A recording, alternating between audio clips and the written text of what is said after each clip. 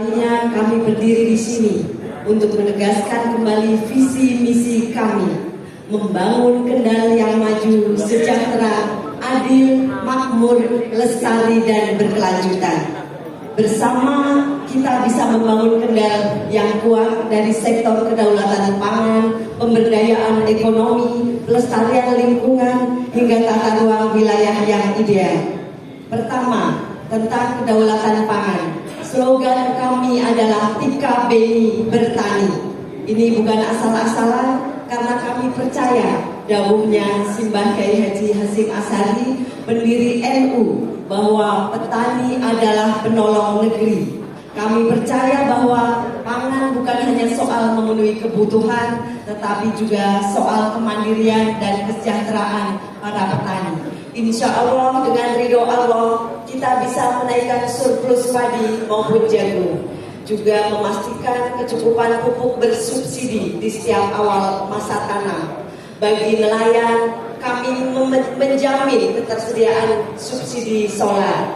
Dengan banyaknya peternak ayam petelur di wilayah Siboli dan Sukorejo, kami juga akan memberikan kemudahan dalam memperoleh bahan baku pakan ternak dan memastikan ketersediaan jagung dengan harga yang terjangkau. Berkaitan dengan program nasional perhutanan sosial yang terbukti telah mengembalikan fungsi hutan dan mensejahterakan petani hutan melalui KTH dan LMDH harus terus didukung sesuai dengan kewenangan pemerintah daerah. Kedua, dalam pemberdayaan ekonomi, kami melihat potensi besar di sektor perikanan laut, pasar tradisional, UMKM, koperasi, BUMDes. Namun saat ini baru 763 yang aktif diberdayakan dari lebih 25.000 UMKM di Kendal. Kami juga berkomitmen membuka akses modal dan pasar bagi UMKM, digitalisasi dan meningkatkan kemampuan manajemen melalui program Kendal JOS. Produk halal menjadi salah satu fokus ekonomi lokal di Kendal. Dengan lebih dari 2.700 produk bersertifikat halal, Tika Beni mendukung pelatihan dan fasilitasi sertifikasi bagi UMKM agar produk halal lebih kompetitif menembus pasar nasional dan internasional. Ingat Kendal, ingat halal. Pasar sebagai pusat perekonomian yang dulu pernah jaya akan kami upayakan hidup kembali. Yakinlah bahwa kami bisa mengembalikan kejayaan pasar lereng seperti sebelum kebakaran yang mengakibatkan 4.000 orang kehilangan pekerjaan. Kami mengundang salah satu korban kebakaran pasar lereng, Mas Azam. Kami pastikan pasar lereng kami bangun. Ketiga, program untuk lingkungan. Kami menerapkan pendekatan ekonomi sirkular.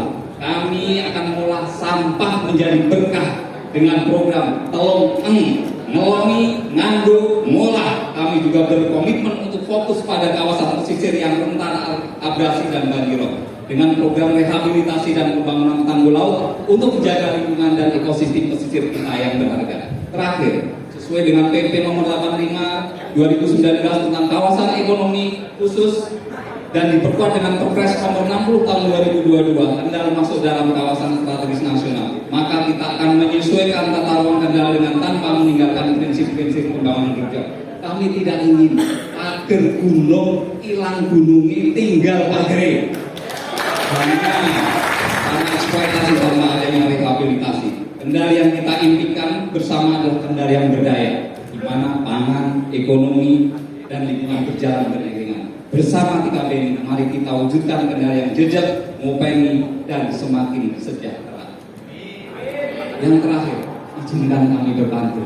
Dua kalinya untuk menjelaskan setidaknya sedikit apa yang menjadi cita-cita ketika pasangan Meriki menjadi pasangan yang terpilih menjadi bupati dan wakil bupati di periode 2024-2029. Kami bertekad memajukan Kendal, bukan sekedar retorika atau kata-kata. Iya, justru yang sudah pernah itu tidak ngobrol kata-kata tapi ngobrol kerja nyata. Jadi kami punya tetap 5 program unggulan, yaitu Waras, Warak, Wismo, Widodo, dan Wasis. Mudah-mudahan ini akan sejalan dengan Blue Economic yang nantinya sesuai dengan tema malam hari ini, yaitu pemberdayaan ekonomi, pertanian, perikanan, peternakan, kelestarian lingkungan hidup, dan tata ruang daerah yang merupakan pilar dasar dari pemerintah Kabupaten Kendal. Monggo, Mas Riki, silakan dijelaskan. Matur nuwun. Bapak Ibu yang kami hormati, di bidang pemberdayaan ekonomi, kami memiliki program unggulan Widodo atau Sejahtera. 1. Pemberian kredit dengan bunga rendah bagi industri hilir UKM, startup serta bantuan modal bergulir 20 juta bagi milenial dan Gen Z yang ingin berwirausaha. 2. Kemudian perizinan dengan harapan menumbuhkan wirausahawan baru dan titik-titik pertumbuhan ekonomi baru berbasis desa. 3. Digitalisasi UMKM. Untuk bidang pertanian perikanan, antara lain 1. Permasalahannya penyaluran pupuk yang kurang tepat sasaran dan regulasi yang berubah-ubah.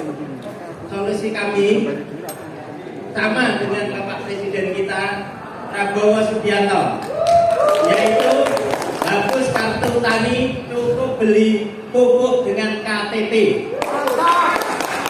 2. Meningkatkan kualitas hidup petani nelayan melalui hilirisasi produk pertanian dan perikanan. 3. Menciptakan petani modern dengan program petani milenial dan kredit lunak untuk petani bagi milenial dan Gen Z. Untuk lingkungan hidup dan tata ruang daerah, ada beberapa permasalahan di Kabupaten Kendal, antara lain pengolahan sampah, banjir, rob, alih fungsi lahan, turunnya permukaan tanah. Dengan Kendal Widodo kami akan menyelesaikan permasalahan tersebut, yaitu pelatihan dan bantuan BUMDes. 2. Pemeliharaan dan normalisasi sungai sesuai kewenangan secara berkala. 3. Pengawasan pemanfaatan ruang dan alih fungsi lahan serta pengendaliannya.